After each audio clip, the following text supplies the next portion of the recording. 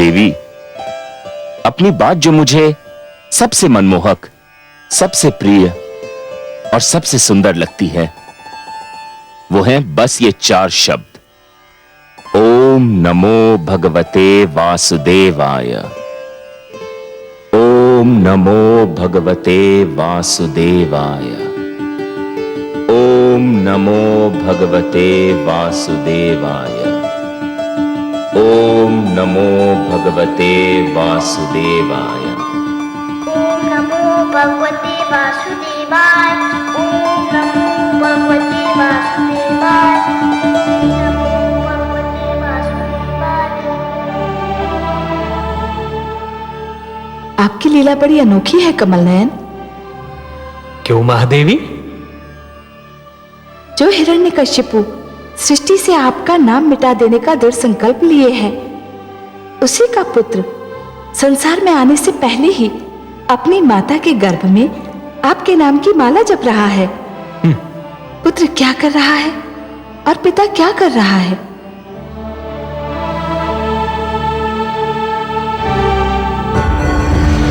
ओम ब्रह्मदेवाय नमः। ओम भगवते नमः।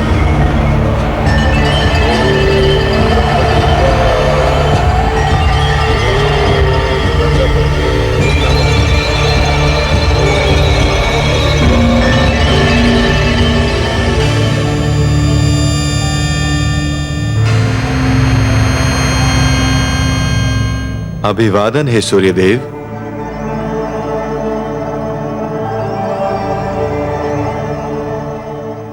देवराज, आप? हां, परंतु मैं देवराज तो देवताओं के लिए हूं, आपका तो अनुज हूं।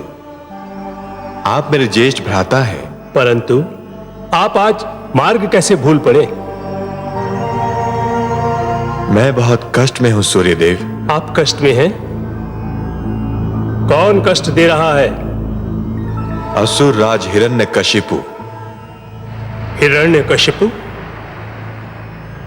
क्या किया है उस दुष्ट ने? वो ब्रह्मा की कृपा के लिए बड़ी घोर तपस्या कर रहा है। उसकी तपस्या का उद्देश्य हम देवताओं को परास्त करना और जगदीश्वर विष्णु से प्रतिशोध लेना है। आपको हमारी सहायता करनी होगी। तो आदेश दे, मैं क्या सेवा कर सकता हूं? वो हिमालय पर्वत पर तपस्या कर रहा है। मैं चाहता हूं कि आप आज थोड़े समय के लिए उसके निकट अपना रथ रोक लें। बस इतनी देर कि वहां का तापमान इतना बढ़ जाए कि वो सहन न कर सके और अपना तप त्याग दे। मुझे आपत्ति तो नहीं है देवराज, परंतु यदि मैं वहां ठहर गया तो केवल आसपास नहीं, दूर दूर तक उसका प्रभाव पड़ेगा। हिम पिघलने लगेगा, नदियों में बाढ़ आ जाएगी, समस्त वनस्पति समाप्त हो जाएगी। बहुत बड़ा संकट आ जाएगा देवराज। हिरण्यकशिपु की तपस्या सफल हो गई तो उससे भी बड़ा संकट आ सकता है भ्राताश्री। जैसी आज्ञा देवराज, परंतु मेरा परामर्श है कि यदि हिरण्यकशिपु ब्रह्मा की तपस्या कर रहा है तो आप ब्रह्मा से प्रार्थना कीजिए कि वो हिरण्यकशिपु को कोई ऐसा वरदान ना दें जो हमारे लिए संकट खड़ा कर दे। वो तो मैं करूंगा। वास्तव में मैं वहीं जा रहा हूं, पर आपको भी अपना उत्तरदायित्व निभाना होगा। अवश्य देवराज, आपके आदेश का पालन होगा।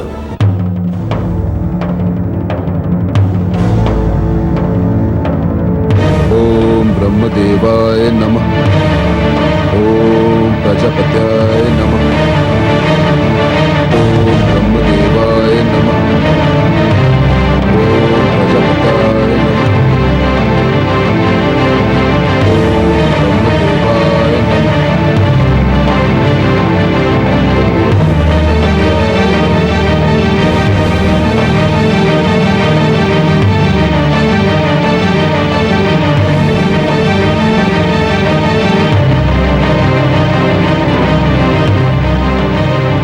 ठहरो सारथी।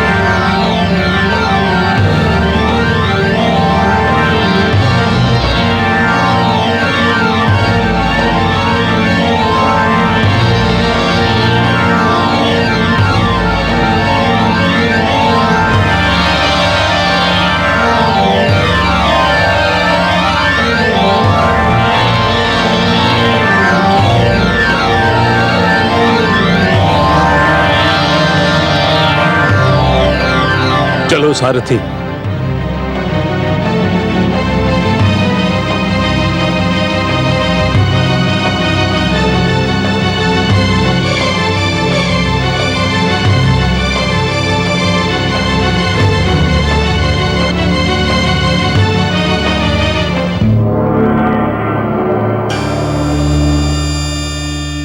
प्रणाम हे प्रजापति।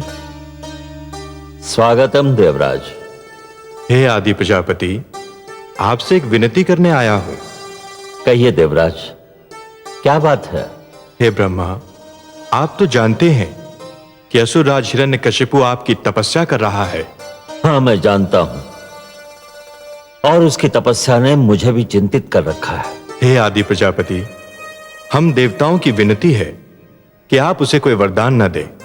वो केवल हमारा नहीं, आपके प्रिय पुत्र मानव का भी शत्रु है। आप उसे जो भी देंगे उसका हमारे और मानवों के विरुद्ध ही प्रयोग होगा। उसकी तपस्या तपस्या नहीं, मात्र छल है। संभवतः आप जो कह रहे हैं उचित कह रहे हैं, परंतु समस्या यह है कि अभी तक तपस्या और वरदान के उद्देश्यों की परिभाषा नहीं बनी है, सीमा निर्धारित नहीं हुई है। मैं स्वयं सोचता हूं कि केवल यह ज्ञान पर्याप्त है कि कोई तपस्या कर रहा है। यह ज्ञान आवश्यक नहीं कि वह तपस्या क्यों कर रहा है। किसी की तपस्या उसके अतिरिक्त शेष सबके लिए हितकर है या कष्टदायक। पर वरदान देने वाले का उत्तरदायित्व तो इससे भी महान होना चाहिए आदि प्रजापति। निस्संदेह होना चाहिए। वरदान देने वाले के लिए भी यह आवश्यक है कि वो केवल तपस्या से प्रसन्न न हो जाए, उसे तपस्या के उद्देश्य में भी झांक कर देखना चाहिए। वो तपस्या जो औरों के लिए हानिकारक हो, वरदान के योग्य नहीं होती।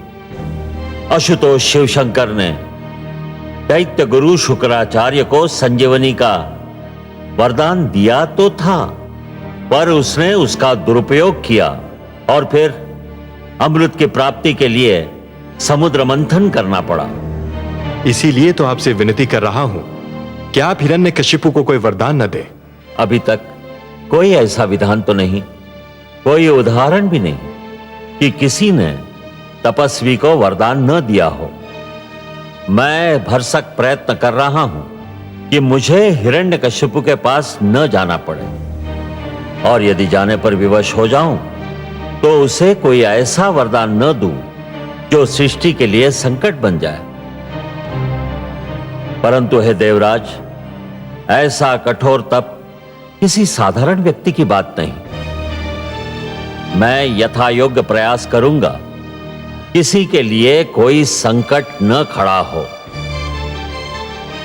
धन्यवाद है आदि प्रजापति, आपका कोटि कोटि धन्यवाद।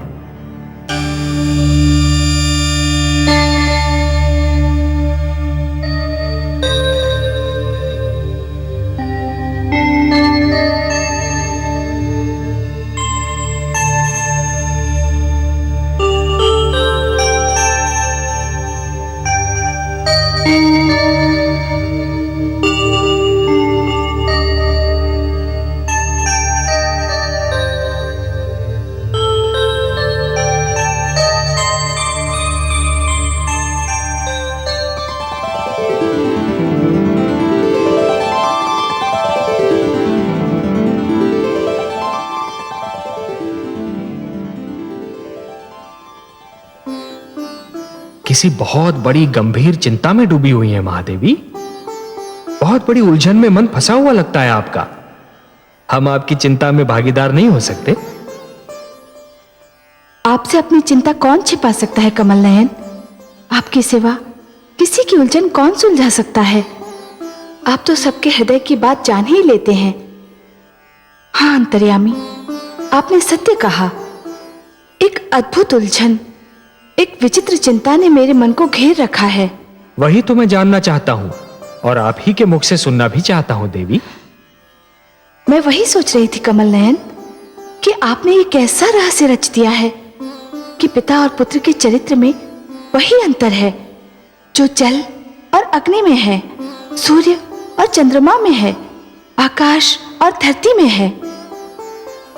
पिता हिरण्यकशिपु के मुख से जो श्वास निकलती है उसमें आपके लिए अपशब्द होता है, और उसी का पुत्र अपनी माता के गर्भ में भी आपको पुकार रहा है। कितने मधुर शब्दों में आपका स्मरण कर रहा है। ये कैसा भेद है, ये कैसा रहस्य है? कोई रहस्य नहीं महादेवी, कोई भेद नहीं। हाँ, एक उद्देश्य अवश्य है। क्या उद्देश्य है आपका कमल नयन? महादेवी, मैं समस्त संसार को यह बताना चाहता हूं कि कोई भी व्यक्ति जन्म से सुर या असुर नहीं होता। उसे सुर या असुर बनाते हैं उसके कर्म, उसका चरित्र और उसकी प्रवृत्ति।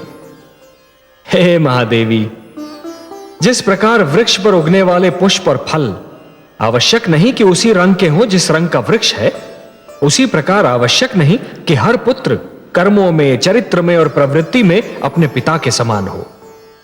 यदि कोई सुर का पुत्र दुष्कर्म करेगा तो असुर कहलाएगा, और यदि कोई असुर पुत्र चरित्रवान होगा तो सुर कहलाएगा। परंतु हे सर्वेश्वर, क्या अच्छा ना होता कि हिरण्यकशिपु का पुत्र किसी देव पुरुष के घर में जन्म लेता? हाँ? तब तो ये एक साधारण घटना बन जाती ना महादेवी। ये कहानी इतनी रुचिकर न बन पाती। एक अच्छा कथाकार अपनी कहानी में ऐसे तत्व लाता है, ऐसे मोड़ लाता है जो असाधारण हो, जो असंभव लगते हो, जिनके विषय में पहले कभी किसी ने सोचा ही ना हो। तभी तो एक अनुपम कथा जन्म लेती है ना। परंतु हे कमल नयन, ये कथा कहाँ जाकर पूरी होगी? यदि कथा का अंत कथा के मध्य में ही ज्ञात हो जाए तो कथा का सारा आनंद ही चला जाता है महादेवी। वो रूखी फीकी हो जाती है। अभी तो कथा का नायक कयाधु के गर्भ में है, उसे जन्म तो ले लेने दीजिए। यदि हिरण्यकशिपु की तपस्या सफल हो गई तो इस शिशु का जीवन दूभर हो जाएगा। कथा का एक अंश है हिरण्यकशिपु की तपस्या, कठोर और सराहनीय तपस्या, और कथा का दूसरा अंश है उसके घर एक ऐसे बालक का जन्म जो इतिहास रचने वाला है। महादेवी, इन दो अंशों में से एक अंश भी ना हो तो यह कथा अधूरी रह जाएगी। आप तो बस समय पर दृष्टि रखिए महादेवी। ओम ब्रह्मदेवाय नमः। ओम प्रजापत्याय नमः। ओम ब्रह्मदेवाय नमः। ओम प्रजापत्याय नमः। ओम ब्रह्मदेवाय नमः। ओम प्रजापत्याय नमः। ओम ब्रह्मदेवाय नमः।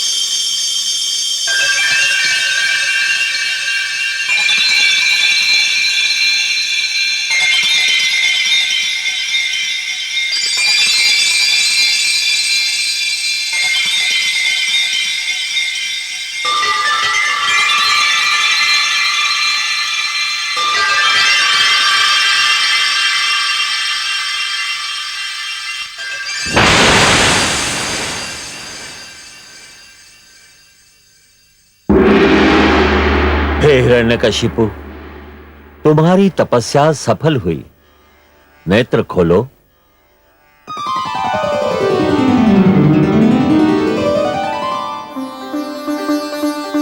जय ब्रह्म देवता, जय आदि प्रजापति, जय हो।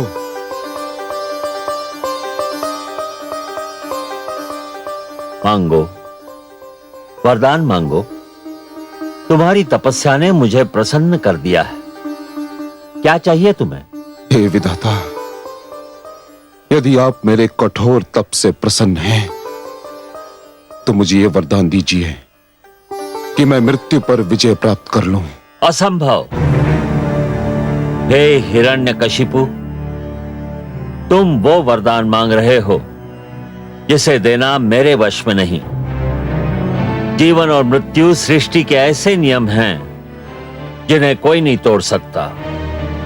यदि यह नियम टूट जाएगा तो सृष्टि का संतुलन बिगड़ जाएगा। यूं भी मृत्यु भोले शंकर महादेव का क्षेत्र है और मैं उस क्षेत्र में हस्तक्षेप भी नहीं कर सकता। मैं तुम्हें मृत्यु पर विजय पाने का वरदान देने में असमर्थ हूं। कुछ और मांगो। तो मृत्यु पर विजय प्राप्त करने के अतिरिक्त मैं जो भी मांगूंगा आप मुझे देंगे ब्रह्मदेव? मैं वचनबद्ध हूं। प्रजापति, फिर मैं ये वरदान मांगता हूं कि ना मैं घर के भीतर मरूं और ना घर के बाहर। तथास्तु।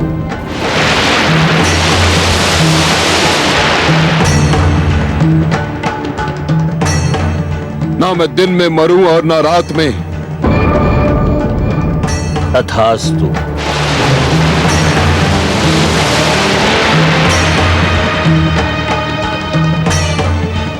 ना मुझे मनुष्य मार सके ना पशु। तथास्तु।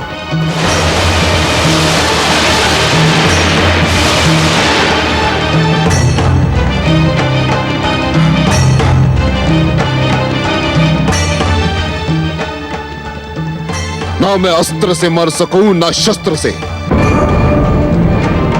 तथास्तु।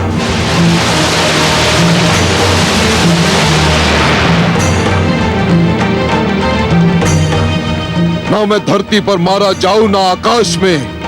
तथास्तु।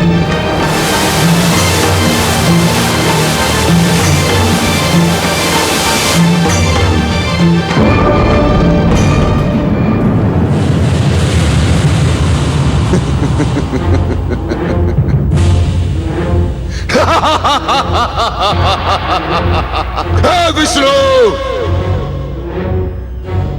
अब तेरे दिन समाप्त हुए। यदि तू अमर है तो मैं भी नहीं मर सकता। मैंने ब्रह्मा को भरमा दिया। मैंने उन्हें अपने शब्दों के जाल में फंसाकर उनसे वही वरदान मांगा जो वो नहीं देना चाहते थे। विष्णु, अब मैं सर्वशक्तिमान हूं। सर्वशक्तिमान हिरण्यकशिपु।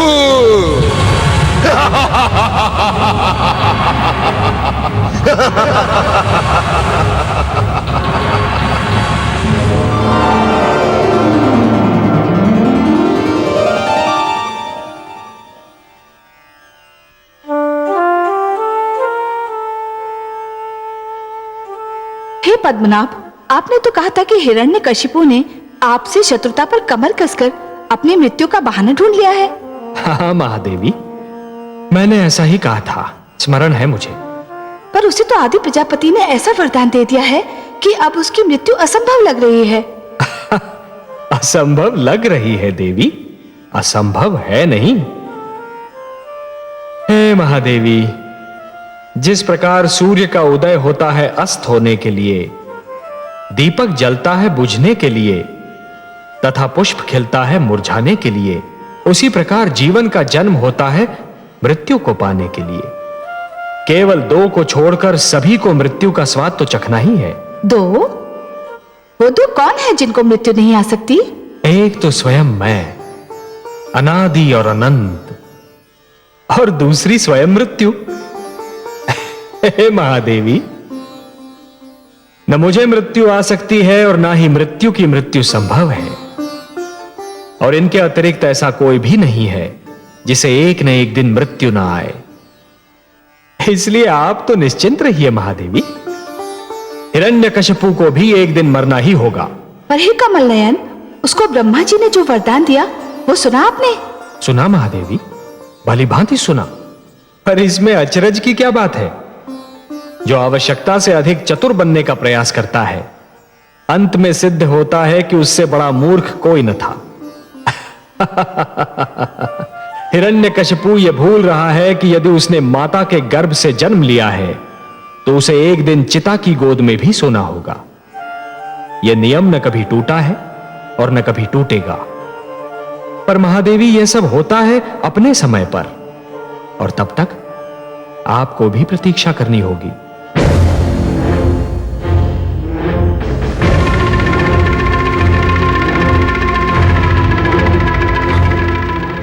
महारानी कयादू, महारानी कहां है आप?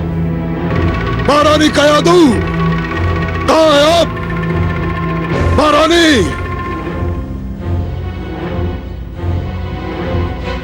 ये सब क्या है? कहां है महारानी कयादू? महारानी कहां है? कहां है महारानी कयादू? उत्तर दो मेरे प्रश्न का, नहीं तो एक एक का वध कर दूंगा। बताओ कहां है महारानी कयादू? इनसे क्या पूछते हो शिष्य?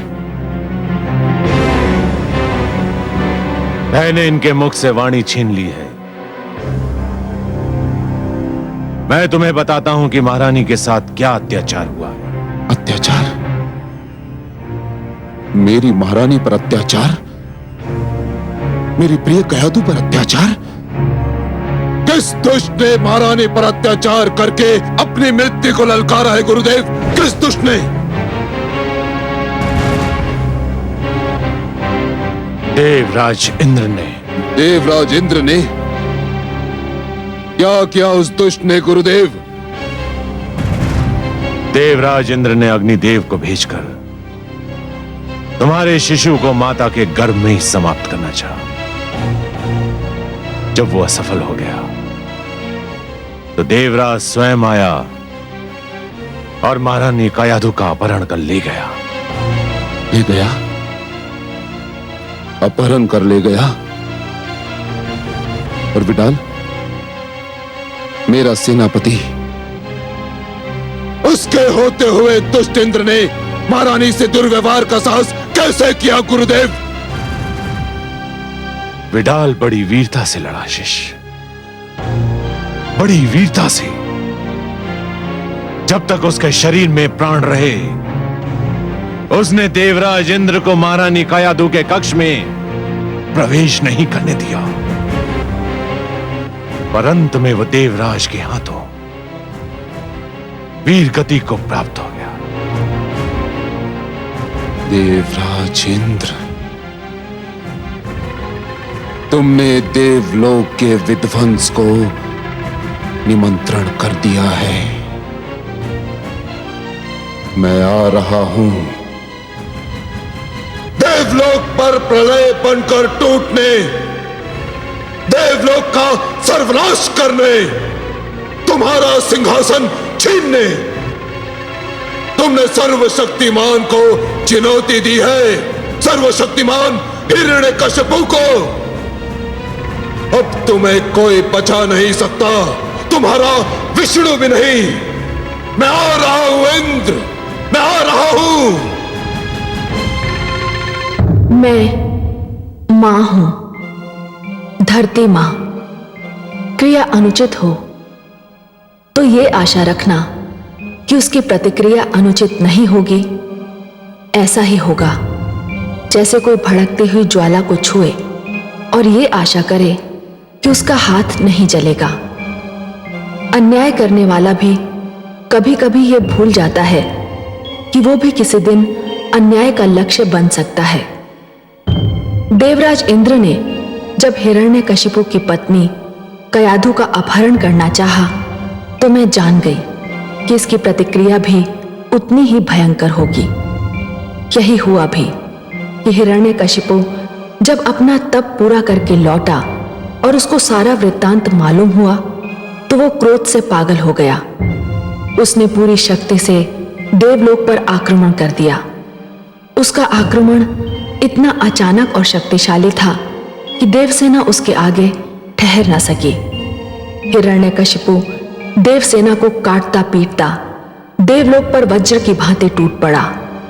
देवसेना परास्त होकर रणभूमि से भाग गई। इस बार तो मुझे भी लगा कि हिरण्यकशिपु का क्रोध पूर्णतः अनुचित नहीं था। देवराज को उनके किए का दंड मिलना ही चाहिए था।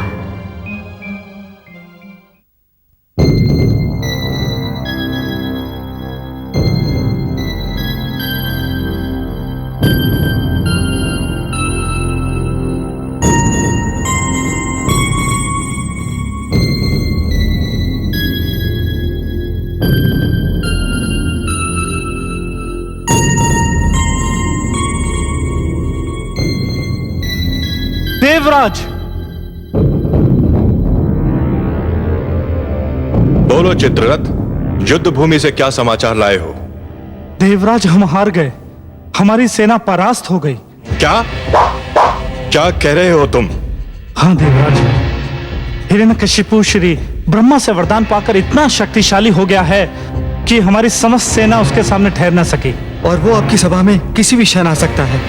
देवराज विलंब मत कीजिए, शीघ्र अति शीघ्र यहाँ से चलिए। आओ। आइए। देवराज इंद्र,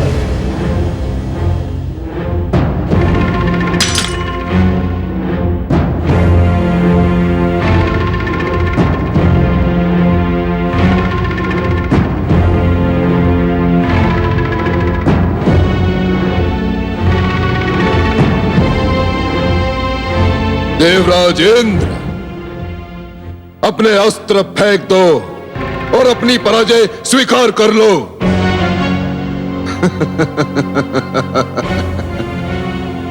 तुम्हारी देव सेना परास्त होकर भेड़ बकरियों की भांति रणभूमि से भाग चुकी है।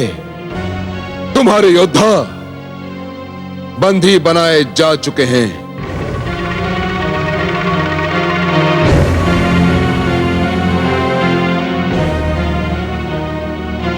तुम अब देवराज नहीं, एक दुर्बल और शक्तिहीन व्यक्ति रह गए हो।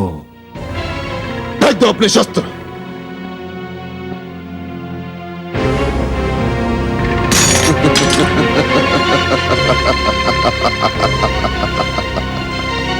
असुर राज्य हिरण्यकशिपु की नहीं, नहीं, असुर राज हिरण्यकशिपु की जय नहीं।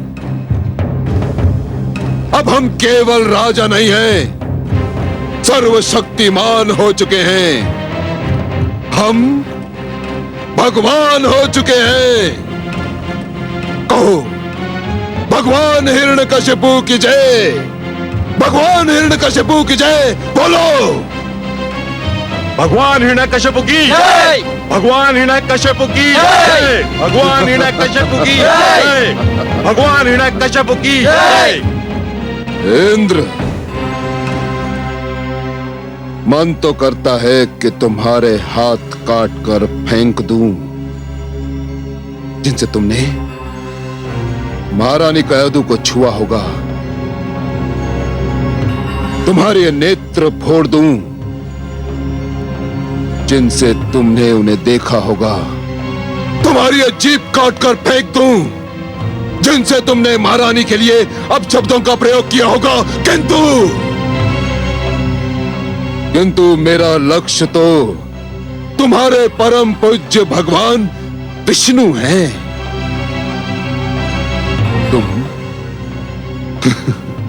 तुम तो उसके साधारण चाकर हो। तुम देवता स्वयं को श्रेष्ठ समझते हो, सब भी कहते हो। मानव तुम्हें अपना आदर्श मानता है। तुम्हें भी घमंड है अपने आचरण पर। किंतु क्या यही है तुम्हारी श्रेष्ठता? यही है तुम्हारी सभ्यता? यही है तुम्हारा आचरण कि तुमने एक ऐसी नारी का अपहरण किया जो माता बनने वाली है? धिक्कार है तुम पर, धिक्कार। तुम्हें स्वयं पर लज्जा आनी चाहिए इंद्र, लज्जा। अब बताओ कि महारानी कयाधु कहां है? अन्यथा मैं इस देवलोक में आग लगा दूंगा, आग लगा दूंगा इंद्र। नारायण नारायण।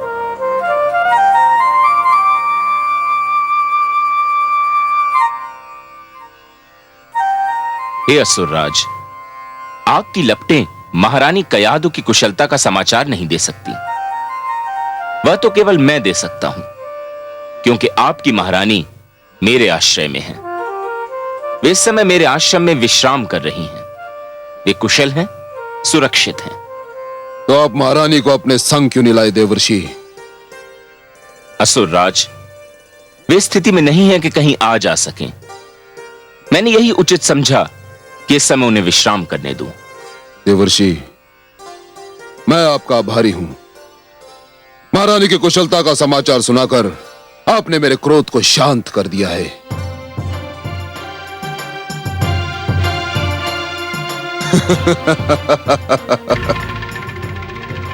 इसी सिंहासन पर बैठकर तुम स्वयं को महान समझते थे ना? इसी सिंहासन ने तुम्हें महानता प्रदान की थी ना? किंतु अब ये जान लो इंद्र कि ये सिंहासन अब मेरा है और मेरा ही रहेगा, और तुम सबको मेरी महानता के समक्ष सिर झुकाना ही होगा। सेनापति अश्वमित्र। आज्ञा भगवान। देवराज इंद्र को समस्त देवताओं सहित देवलोक की सीमाओं से बाहर निकाल दो, और इनमें से यदि कोई भी उत्पात करने की चेष्टा करे तो उसके पैरों में बेड़ियां डालकर कारागार के अंधेरों में फेंक दो। जाओ। जो आज्ञा भगवान। चलिए।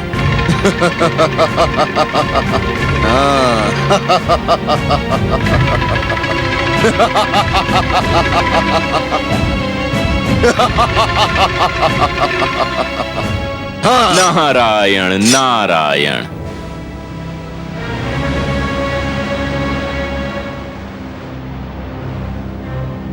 देवर्षि नारद, मुझे विष्णु के नाम से घृणा है, किंतु आपने महारानी की रक्षा करके मुझ पर ऋण का ऐसा बोझ रख दिया है कि मैं जीवन भर अपना सिर नहीं उठा सकता।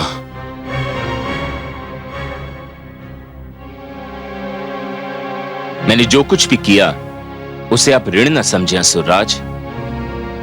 एक गर्भवती नारी की सेवा करना तो हर एक का कर्तव्य है।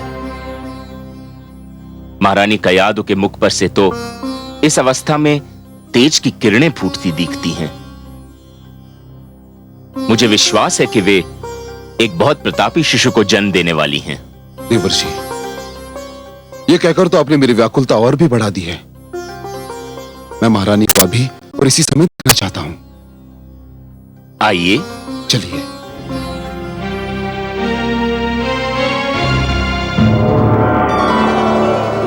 देखा आपने कमल नयन, देखा आपने? दुष्ट हिरण्यकशिपु इंद्रासन पर विराजमान हो गया है। तो क्या हुआ महादेवी? अब सब उसे महान नहीं समझेंगे। इंद्रासन पर विराजमान होने वाला महान नहीं कहलाता। नहीं महादेवी, नहीं। और जो ऐसा समझेगा वो भूल करेगा। कोई व्यक्ति केवल इसलिए महान नहीं हो जाता कि उसे एक महान पद मिल गया हो, एक महान सिंहासन मिल गया हो। सिंहासन किसी को महान नहीं बनाते देवी, महान तो बनाते हैं महान कर्म। जिस प्रकार केवल पुष्प की डाली पर होने से ही कांटों में सुगंध नहीं आती, उसी प्रकार केवल किसी आसन पर बैठने से व्यक्ति महान नहीं हो जाता। हां, यदि कोई महान व्यक्ति साधारण से आसन पर भी बैठ जाए तो वो साधारण आसन महान अवश्य हो जाता है। मुझे बस इतना बता दीजिए कमल नयन कि इंद्रासन अब सदा के लिए हिरण्यकशिपु का तो नहीं हो जाएगा ना? कोई भी सिंहासन सदा के लिए किसी का नहीं होता महादेवी।